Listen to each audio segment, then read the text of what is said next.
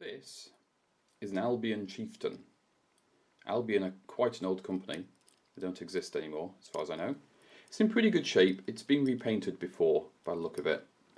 This darker yellow is very thick, and you can see a paler yellow underneath. But that might also be original, because that pale yellow is very similar to the cement bags on the back. The base on this one is 2 rivets. There isn't a tab through the front, like there is on many of these, so this is going to be a lot easier to strip down. Haven't decided on colours on this one. I might even just restore it back to its originals. I'll have a look at some reference images online, see if I can find any examples. I can find examples of this cab, but ones carrying a load of cement bags, not so much.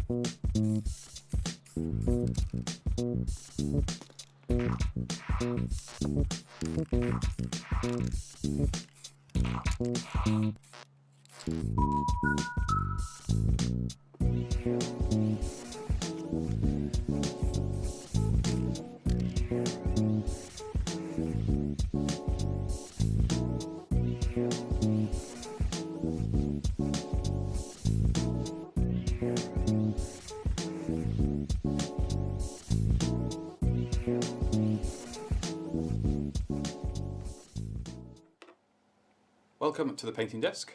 I'm trying a new angle. Hopefully this will allow me to show you the work a little bit easier. We'll see how we go.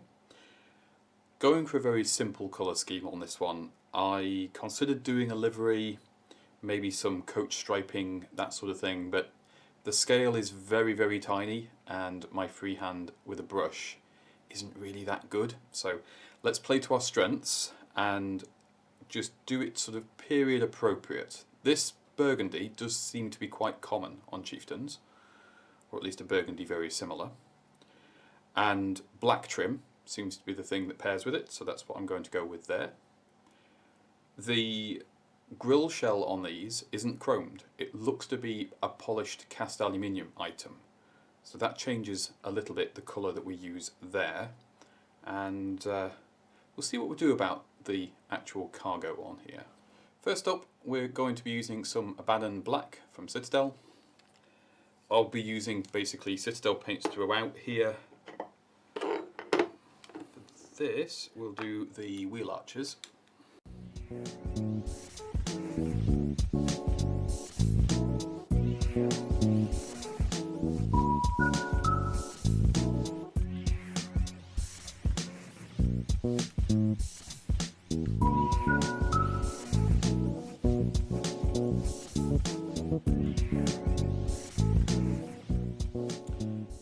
On the back there are no separate wheel arches, it's just the bodywork, so I shall leave that as it is. Interestingly, the chieftains I've found don't really have this sort of shape here. It's usually just a flat tray and then maybe a girder, but usually just the chassis is visible. So maybe this is based on a particular truck that's done this way, but I couldn't find an exact reference for that. But it does seem to be, when they've got a faired in body like that, that it's just the body colour, it's not a separate colour for the arch. I've zoomed things in, I realised that you couldn't really see what I was doing. Before I paint the grill shell, I need to paint it black.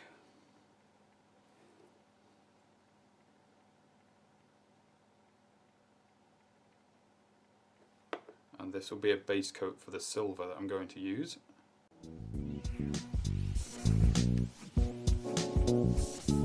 The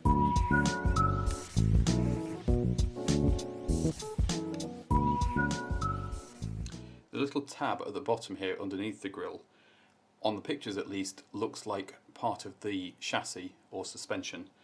And since the chassis on this one's going to be black, I will do that in black now. I have two main options with the grille insert on these.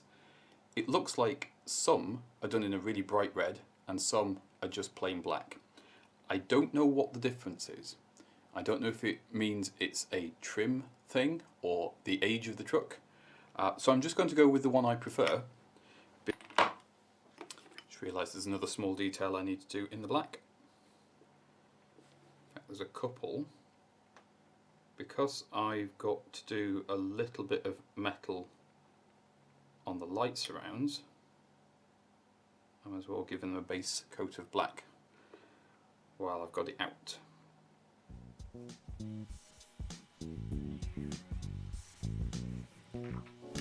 So do the headlights and the side markers, all of which are really, really tiny.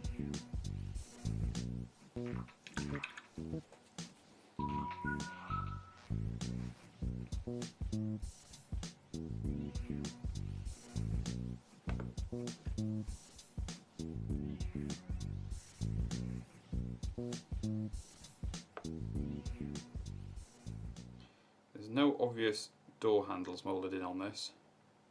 I mean, there's a surprising amount of detail on these Lesney models anyway.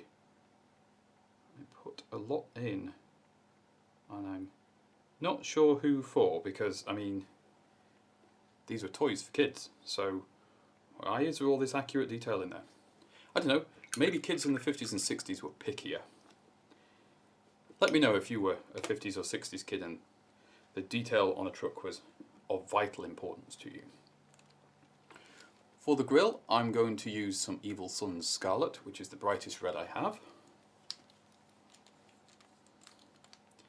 As I noticed in the photographs, it is a proper bright red on the Albion grills.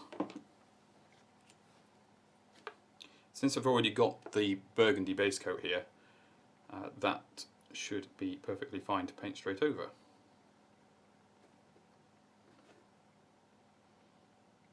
We'll take a couple of coats. This paint dries very quickly between coats, and you do have to be careful how much paint you put on here because the details are extremely fine and incredibly easy to clog up.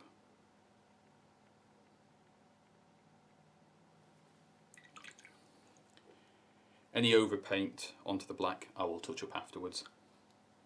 That won't be too tricky. There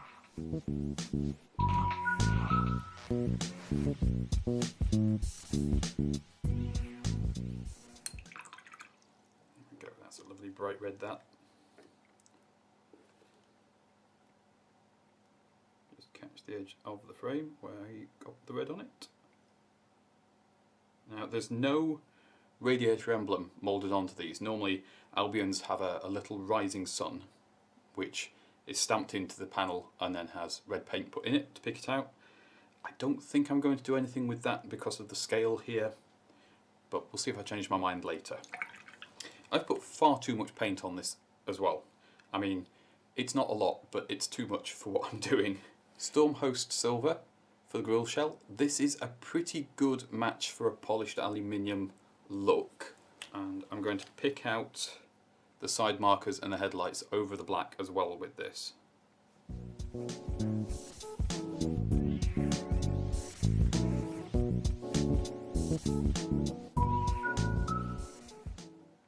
And you can see as I do it there, it leaves a very tiny black border around the silver, which just gives it a little bit extra depth. It's also a lot easier to paint on, and I've just put my finger right on that. Well done.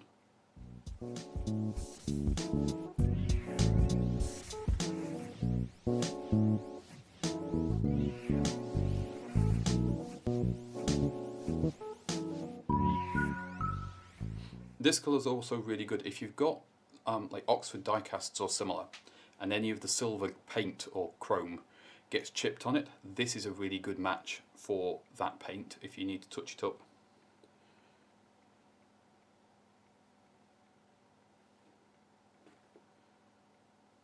If you change as well the colour you paint it over, you will get a slightly different silver. I'm using black because that helps make it look very flat, which I want. Polished aluminium, it does have this slightly flat look compared to, say, nickel plating or chrome plating. It's not as reflective.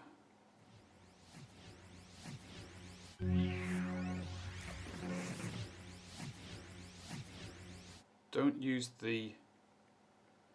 when you're doing edges like this, just use the side of the point of the brush rather than the tip of it, and you'll find that the casting does most of the work for you in getting the paint where you want, stopping it from going where you don't want.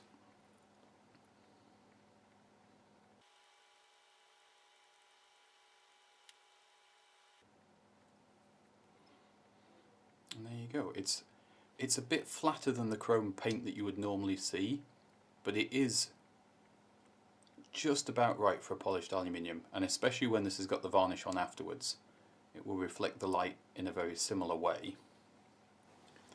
The other thing of note is the central divider on the windscreen here is normally body coloured, so I'm not going to actually paint that one silver, and the windscreen on this cab shape at least doesn't seem to have a chrome trim around the windows that wrap around the side. It's just a black rubber trim.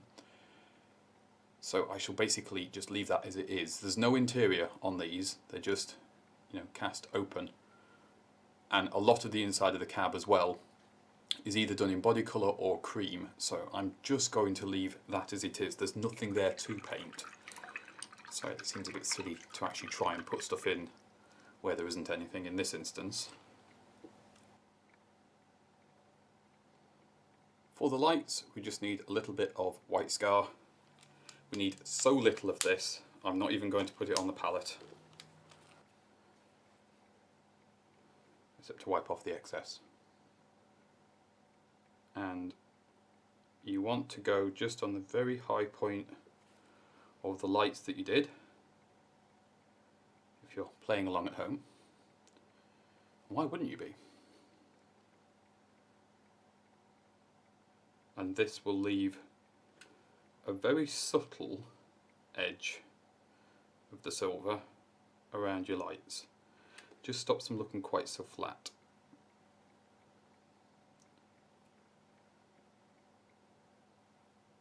There's only so much you can do to make the lights look like lights at this scale, and this is good enough.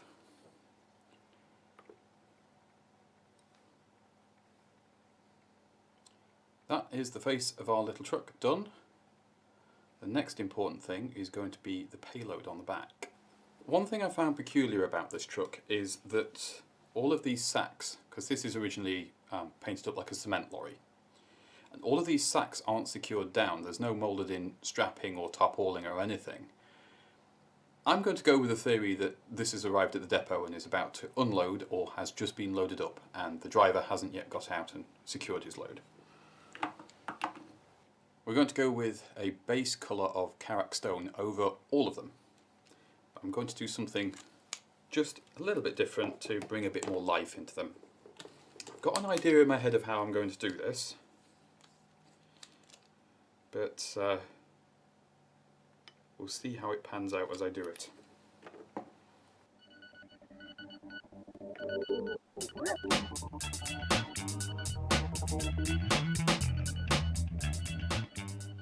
I don't know what this cargo is on this truck now. Maybe it's still cement. Maybe it's potatoes. I have no idea. It can be whatever we want it to be.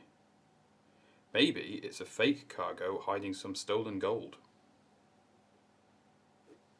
Who knows?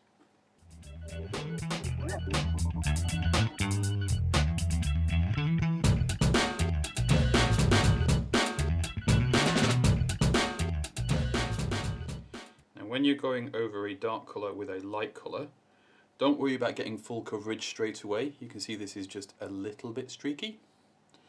We'll come back and do a second coat and catch all those streaky bits. I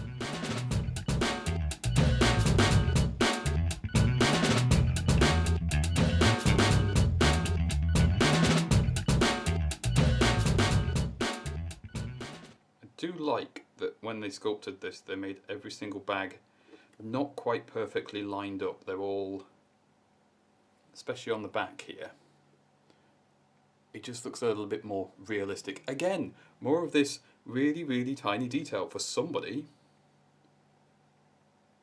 that just seems a little bit excessive for a toy.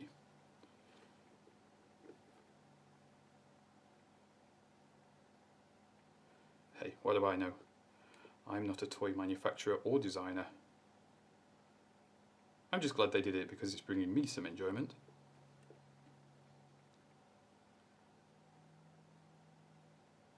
Noticing all these little things that they put in when these were made. I'm going to need a little bit more paint.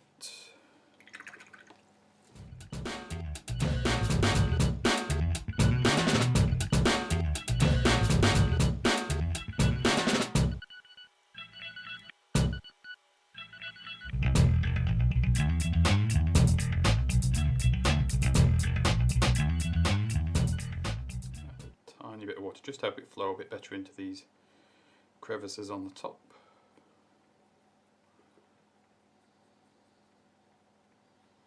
Seems to be a bit deeper sculpted than the rest.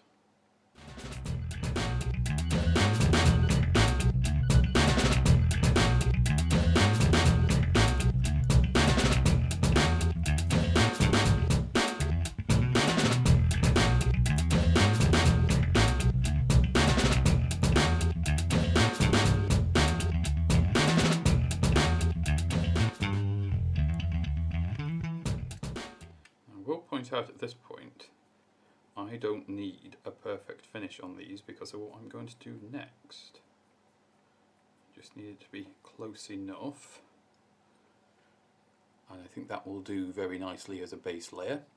Now you could just leave this as it is and then you could put your base on and call it done, but I want to do just a little bit more. Painter's Friend Agrax Earthshade, which is just a really good versatile brown wash.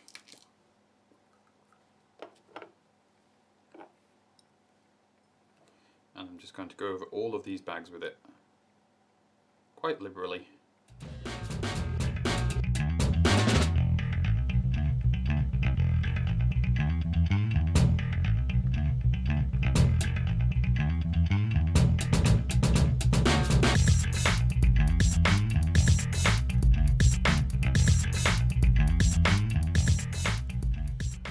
Sometimes when you've got details like this, rather than dragging the brush across the surface, it can be better just to dab the brush. The wash will find all the recesses you want it to go into all on its own. All you need to do is get enough of it on the surface for it to do the job you want it to do. And this is going to pool in all the little crevices on the bags and along the edge of the truck bed. It's really hard to talk and paint at the same time. It's almost like you have to concentrate. Right, and now we just have to let that dry. That will take a little bit of time, but not too long, because this is nice and small.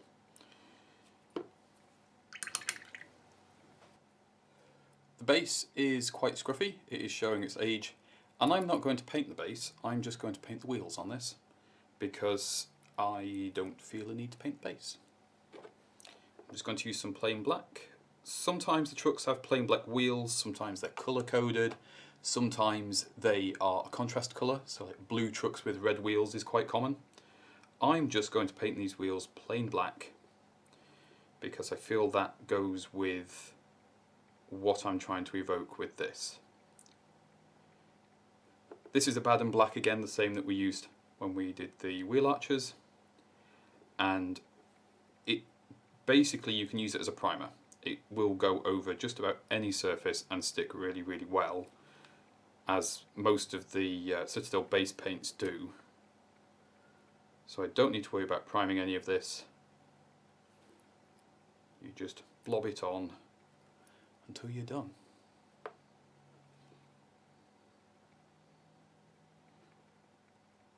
And yeah, I know, you can take the axles out and you can repeen them and put new axles in and all the rest of it, but I don't see a need to go to that level for what I'm doing. I make these to trundle around with on my desk. I'm not ashamed to admit that. And to have on display. They're never going to be worth more than I paid for them initially. I just want to enjoy them.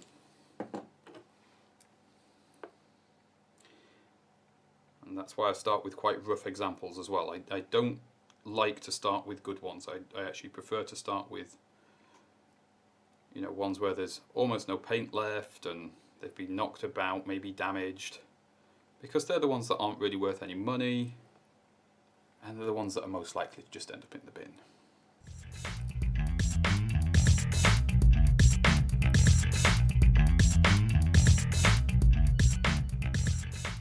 As far as I know, I don't have any rare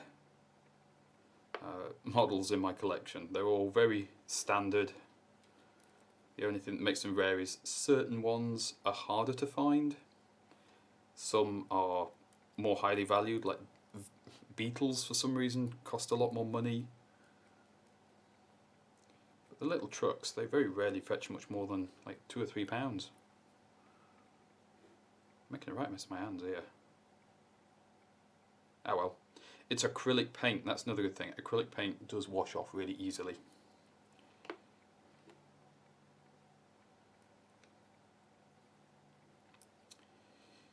Anyway, I hope you're enjoying the video so far. I hope it's inspiring you to have a play with your own toys.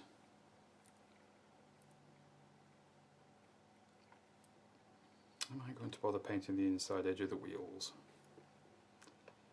This is another thing I do sometimes as well. Sometimes I'll leave the inside edge of the wheels just plain. And these are the grey metal wheels on this one. And I don't know, part of me feels like I should leave what kind of wheels it's on display somewhere. So I think that's what I'll do this time. I'm going to leave the inside of the wheels as they are. So I know it's an old metal wheel one. Right, well that's the base done, and that's this done as far as we can. I'll let all this dry and then bring you back for the final stages. Well, it's not fully dry, but it's dry enough for what I need to do here. We're going to go back to Karak stone and we're going to pick out some of the bags.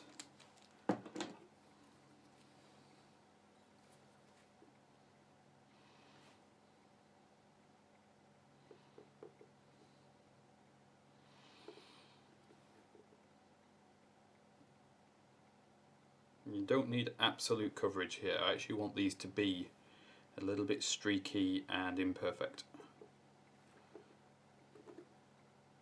because that will look better for what I'm doing.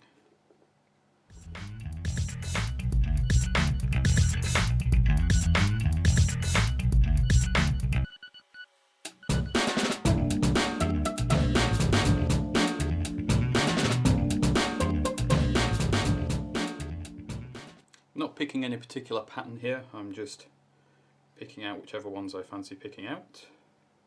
And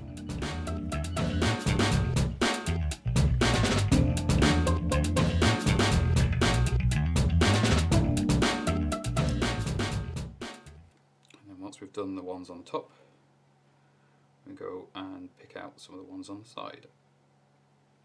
And on here, going to be just a lot more sort of rough and ready, because you don't need as much effort on the side ones with how they're sculpted. So I'll mostly highlight all of them, and that will work fine for the next stage.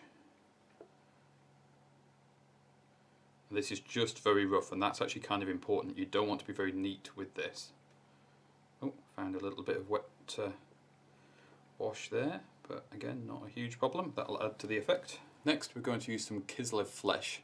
This is quite a pinkish brown, obvious reasons given the name. I was going to put that on the palette right next to my Karak stone, because it doesn't matter if these blend together. In fact, it might just make things better. And then we pick out the bags we didn't pick out before, but not all of them.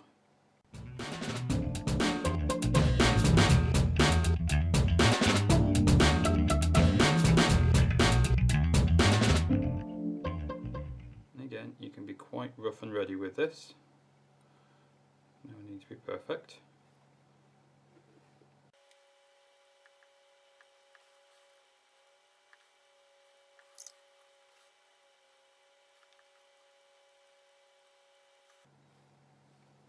And this time on the side, we'll be a little bit fussier about which ones we pick out rather than highlighting everybody. Just make sure if you've done a top one, you do the correlating side. But other than that, you've got pretty free reign.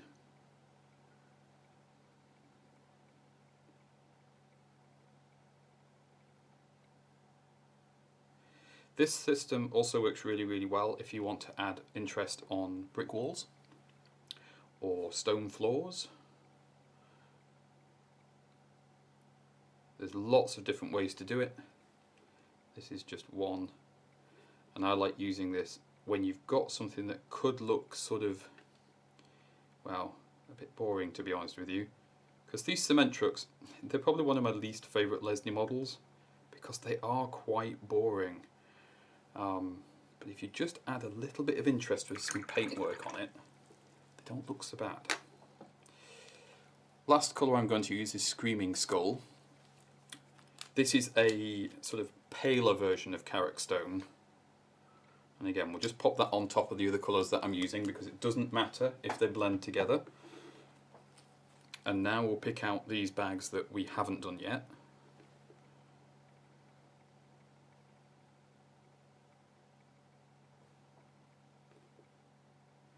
The other way you can do this, of course, is add different colours to your base colour. So if you've only got one brown, you can add just a tiny dot of a different colour in there and just change the tone of the brown slightly, and it will just shift everything, because it doesn't matter if things don't match. In fact, that's what you want. You don't want things to match when you do it this way. And this should make everything look like an assortment of different age and manufactured Hessian sacks, like different levels of wear on them, and just help everything look a little bit more realistic within the limits of the scale that you're working at, obviously. Not going to do very many of these pale ones. These are maybe sun bleached, maybe very old ones, or maybe just from a run that the bags weren't quite dyed the same.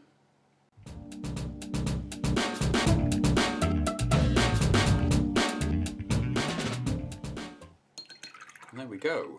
Just adds a little bit of interest. Now I could do some weathering on the truck, but at this scale, a lot of the time when you do weathering, it ends up looking just like you've done a bad paint job. So I think I'm going to leave it plain, which I suppose just means we've got assembly, a bit of varnish, and then the reveal.